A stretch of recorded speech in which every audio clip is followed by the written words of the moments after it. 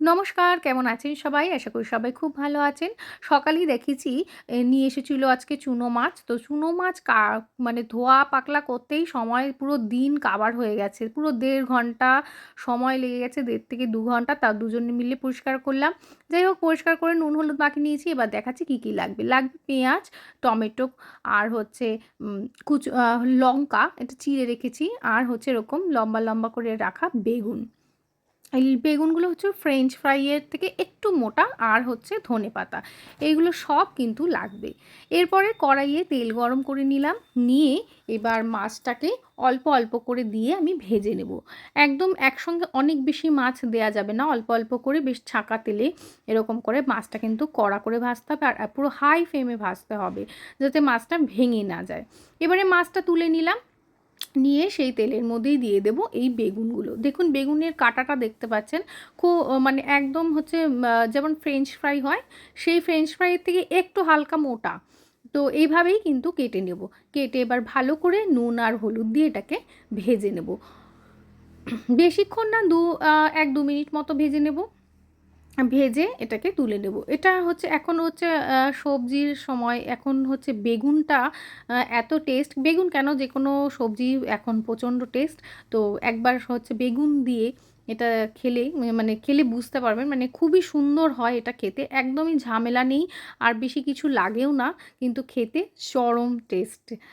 তো যাই হোক, এবার সমস্ত বেগুনটা ভেজে তুলে নেওয়ার পর কড়াইয়ে আরটু তেল দিয়ে দিলাম। আর দিয়ে দিয়েছি হচ্ছে কালো জিরে।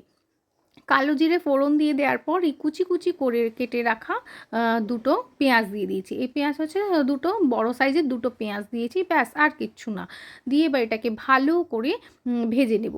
আ যখন দেখব ব্রাউন হয়ে গেছে আ পেঁয়াজটা, তখন দিয়ে দেবো এরকম টমেটো কুচি। এখানে ২ টো মিডিয়াম সাইজের টমেটো দিয়ে দিয়েছি আমি। আর মাছ ছিল কিন্তু ২৫০, সেই অনুপাতেই কিন্তু আমি সমস্ত কিছুটা দিচ্ছি। এরপরে দিয়ে দেব চেরা কাঁচা লঙ্কাগুলো।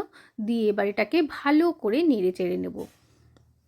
টমেটোটা গলে গেলে দিয়ে দেব একটু লঙ্কার গুঁড়ো, যাতে একটু ঝাল হয়, আর একটু হলুদ গুঁড়ো আর একটু নুন। দিয়ে এবার ভালো করে এটাকে কিন্তু কষাবো।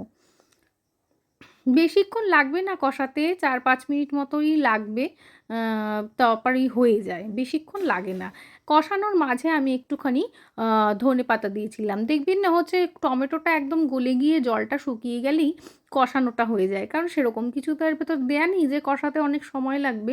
সুতরাং এটা খুব তাড়াতাড়িও হয়ে যায়, খেতেও ভীষণ টেস্ট। এটা আমার মায়ের রেসিপি। মাই আমাকে বলে দিচ্ছিল আর আমি করছিলাম। এরপর দিয়ে দিলাম হচ্ছে বেগুন ভাজাটা। বেগুন ভাজা দিয়ে এবার এটাকে একটু নাড়াচাড়া করে নেব। নিয়ে দিয়ে দেব ওই মাছ ভাজাটা। মাছ ভাজাটা দিয়ে একটু নেড়ে-চেড়ে নেব। নিয়ে অল্প একটুখানি, সামান্য একটুখানি জল দেব, যাতে একটু হচ্ছে একটু মানে কাই বা গ্রেভি, গ্রেভি একটু, যাতে সে মানে সব কিছু একটু মিলেমিশে সুন্দর হয়ে যায় সেইজন্য। আর নামানোর আগে আবার একটুখানি ধনেপাতা দিয়ে নামিয়ে নেব। কেমন হলো অবশ্যই জানাবেন।